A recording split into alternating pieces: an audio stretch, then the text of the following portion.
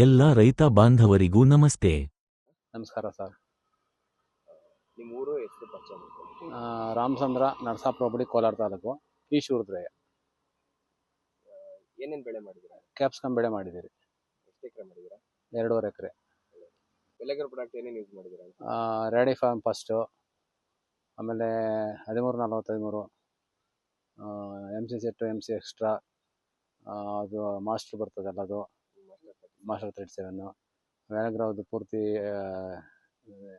ಆಕ್ಟಿವೇವು, ಮೆಗಾಪಾಲು, ಕೆಂಡಲ್ route, ಆ ಎಲ್ಲ products ಯಾವ್ಯಾವ ಬರುತ್ತೆ ಎಲ್ಲ ಉಪಯೋಗಿಸಿದ್ರೆ ಬೆಳೆನೂ ಚೆನ್ನಾಗಿ ಬರ್ತೈತೆ, ಇಳುವರಿ ಚೆನ್ನಾಗಿ ಬರ್ತೈತೆ.